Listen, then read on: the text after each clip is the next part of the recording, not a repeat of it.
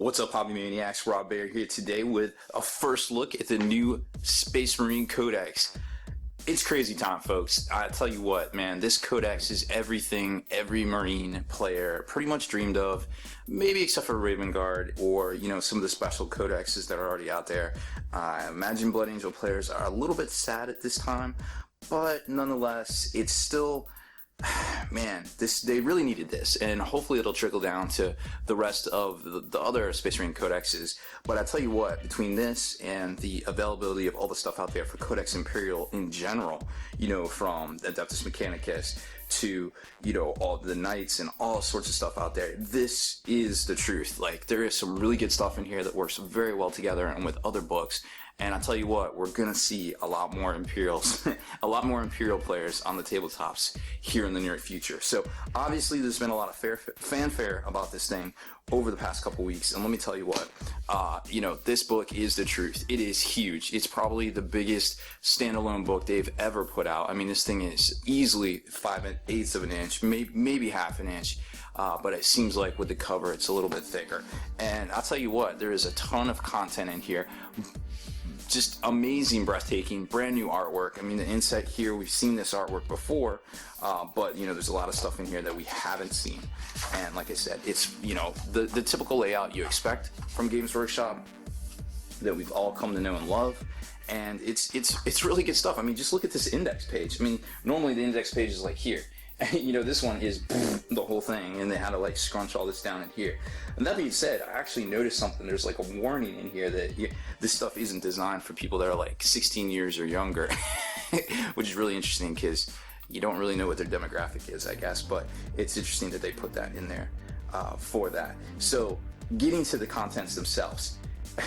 Look at all this fluff, 90 pages of fluff. You're talking a 200-page book. Half of it is nearly fluff. The other half of it is nearly all rules when you count the appendix. So from 112 to 200, you're talking all rules. Champions of Humanity section, which is basically, it's roughly 20 pages of just outstanding looking painted things, from the studio armies, the heavy metal team, all that stuff that you're not going to see, like that junk that they kind of been putting in White Dwarf that's not quite painted as well. You're going to see the standout showcase stuff in here, the top shelf, so to speak, of the new Space Marine models, and some of the older stuff just kind of repainted over and different things like that. For the actual fluff section, you've got the general type stuff, introducing the chapters, the Horus Heresy, kind of what's going on, the Codex Astartes, Guilliman, the history, blah, blah, blah, blah. Then it gets into a lot of how the organization of the companies is broken down. Just standard stuff that if you know Space Marines, you know this stuff. But if you don't know Space Marines and you're just getting into a hobby, this is great stuff for you, so obviously you have to put it in here. So you got all that. And then it gets into the actual, where it talks about the units themselves, like the old school bestiary, which they kind of started putting in around that time, the Harlequin book. So you've got all that too. And what that does too is that gives you like some really cool looking paint schemes and things like that for the different, chapters and things like that. And they've actually kind of revised the look of the profile, the standalone, the caricatures of the Space Marines. They're a little bit more slimmer, a little bit more taller. They've been working out. They've been up in the gym working on their fitness, so to speak. So they're looking tighter. They're looking, they're looking sharper. And we'll see that here in a few minutes too. Then for the forces of the Space Marine, of course, you got the Gladius Strike Force, which is the new Decurion. Then you get into the data sheet section themselves. Boom, boom, boom, all of that. Then you get down to the end here and you start getting into the formations right behind the God of War himself, not Lord of War. Some of you out there might have a Lord of War, that's cute. This is the God of War. This is Marneus, I kill everything Calgar. But behind him is all of the formations and things, the new ones, and some other kind of nifty stuff that kind of ties in with the Gladius Strike Force, little Decurion kind of thing. And then you got the appendix where you got the special rules, the Warlord traits, chapter tactics, all the new war gear. Well, okay, there isn't that much new war gear. Most of it's old war gear, but the entries nonetheless. Melee weapons, special, all that stuff. Basically everything you need to play.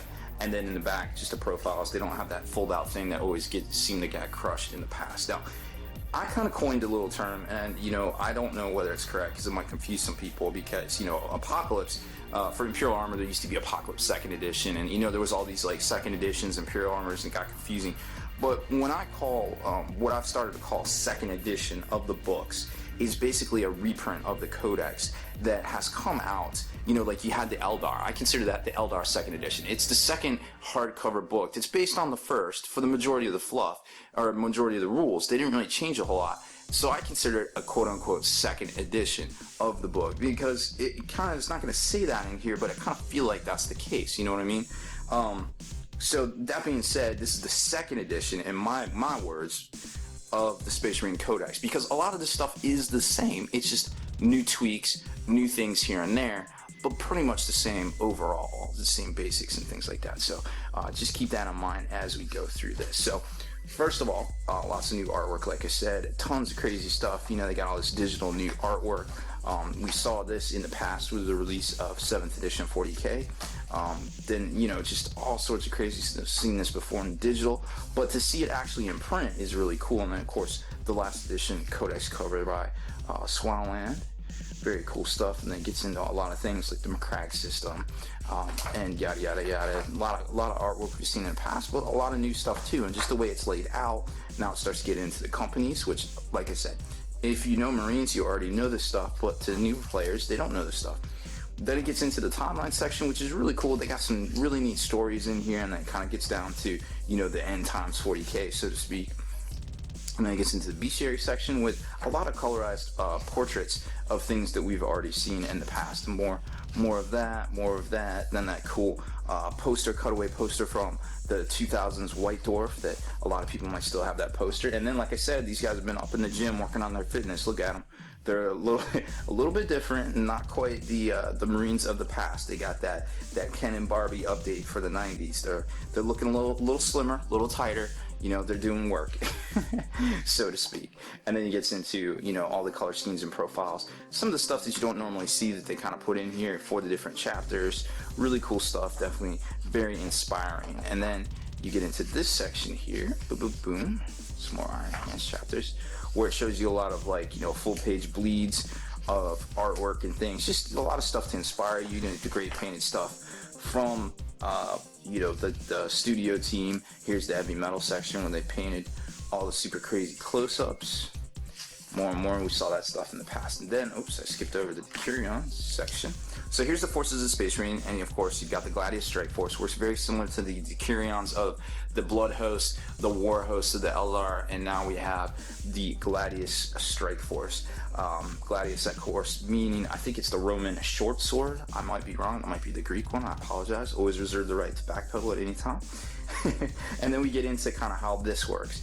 And what's really cool is a lot of people are talking about this Battle Demic Company, and I'm going to be typing up an article on Spiky Bits about it in the short term, about how if you take this, you know, you take the two of these and you do the Gladius Strike Force, you get all sorts of transports for free. You basically get double your points in transports for free, which is really exciting that you get so much stuff for free. It's really cool. Kind of show you how to do that.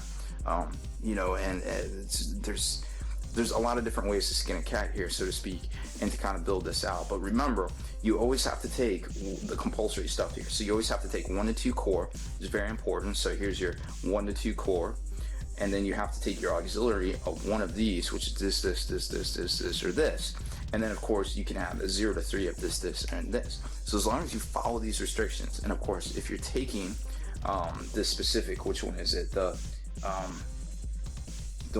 company support, if you want that command benefit, you have to make sure that you take a captain and a chaplain model for the Battle Demic Company. So make sure you read all the fine print here, guys. Now, we're not going to get into all the tactics and things like that. Generally, I save those for a later video. And with this one, it's probably going to get broken down into 2 parts, because I'm already at almost 9 minutes, and we haven't even got through half the book yet. So we're going to try to speed it up here, but obviously tactics are just going to take a long time, because there's so much good stuff in here. There's so much stuff to go over, not necessarily that's changed, you know, as far as the basics go, but just stuff that works better together and works kind of a little bit different. So you got your war gear list. You have to refer back to this for all of the datasheet entries, your assault squads, your tactical squads, even your devastator squads, all of your special characters that can be upgraded and given war gear, all refers back to here. This is a very important spot.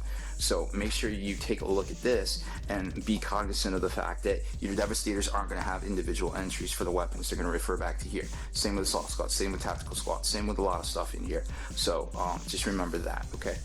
Then we get into the actual data sheets themselves, and we're not going to break down of like how all of these are kind of different and different things like that, but we are going to kind of show you a few choice ones. Obviously Tigurius, a fan favorite in a lot of different lists out there, pretty much works the same.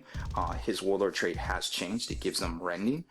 It gives one squad rending now, and then we got a lot of other things. You got your HQs, you got your Lysander. He actually got a little bit worse. He's not strength 10 base, so he can be augmented by malediction, so keep that in mind out there when you're playing with or against him. Then we get into the actual generic HQs themselves, a couple of different things, some more centurions. So like I said, this section is pretty much 90 pages no matter how you cut it, so we're not going to show all of it.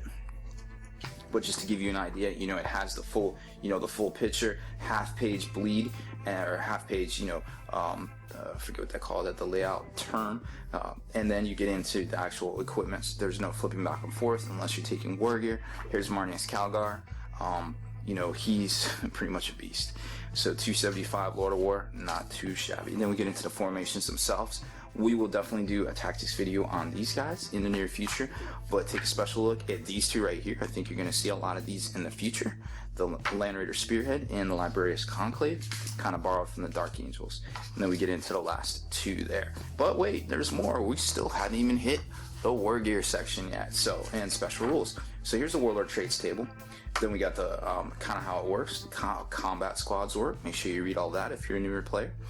The Warlord traits that I actually like, the Iron Resolve gives your Warlord Feel No Pain. Storm of Fire, like I said, it changes. Now it throws out rending once per game to a squad within 12. It gives all their weapons rending. Could be powerful in the right circumstance. And then we get into the combat doctrines and chapter tactics. Now, a lot of people out there might be a little confused on this, but make sure you read this section, because just because you take Space Marines does not mean you get combat doctrines. You have to take some way for them to get the combat doctrines, whether it's through the Gladius or some other means. Like if you take Marneus Calgar, it automatically lets you do one of them. Or if you take Ultramarines chapter tactics, they let you use these. So you don't just get them. Please be cognizant of that. That is not how it works. And some people online were saying that. So definitely read the fine print. Oh, and another thing to read the fine print about too is you cannot use a chapter tactic if you have two different chapters in a squad. So say you have a White Scars and an Ultramarine. It doesn't matter which one you want to use, because you mix and match the squads, you can use neither. So very important that you read this blurb right here. I think it's right here actually, about all that. So getting into the actual War Gear section itself. Oh, and here's the list of chapter tactics. Not too much new stuff in here, to be quite honest. It's all pretty much the same. So there is a couple of new things. I guess there's that little cherub guy that goes with the Devastators. He's kind of neat. He lets you, basically, he's an ammo runt. He lets you reroll a failed to hit once per game on anybody in the squad. So kind of cool for 10 points, they still have the Signum in the squad, but then again, maybe you really need to hit with that las cannon or that plasma cannon or that whatever, so you can burn them to kind of do that. So whole big sections on all this stuff. Like I said, nothing really changed that much. So we're gonna get into the chapter relics, kind of bringing up the rear here. A lot of this pretty much to say the same. Obviously, Shield Eternal. The standard of the Emperor Ascendant is actually pretty good. It's a better version of, I think it's the chapter banner, which it also might be worth taking so your stuff doesn't, it gives them Fearless, trust me. I've had stuff run off the board, some mighty units back when Drago was actually able to run off the board and was not happy about it. That's a beehole pucker right there. When you see those dice and you realize that you just lost your whole big bad squad. Maybe it's worth the 10 points to invest, so that doesn't happen. So you do not run off the board edge, but there's all that. Tactical objectives, you've got everyone gets 6 more, so it gets up to 41 total. If you buy the data sheet, the data cards, you get all that. And there's a profile section, and that pretty much brings up the rear of the Codex. Now we're already over time. Obviously that's okay because it's Marines, and that is definitely really awesome. It's a great book. It's huge. This is awesome. This is what 40K is all about for a lot of us. I think they got into us, and it's really cool to see the Marines return with such fury and vigor. And I hope it trickles down to the next book. So that's about it for this one, guys. We're going to do some tactics videos. Don't know when we'll get those out. We still have part 2 of the Cult Mechanicus tactics to get out. I mean, it's just been, it's the wild west right now. We just can't get this stuff out quick enough to you guys. But never fear, we will get it out. It'll be cataloged for all of days for you guys to come back and view.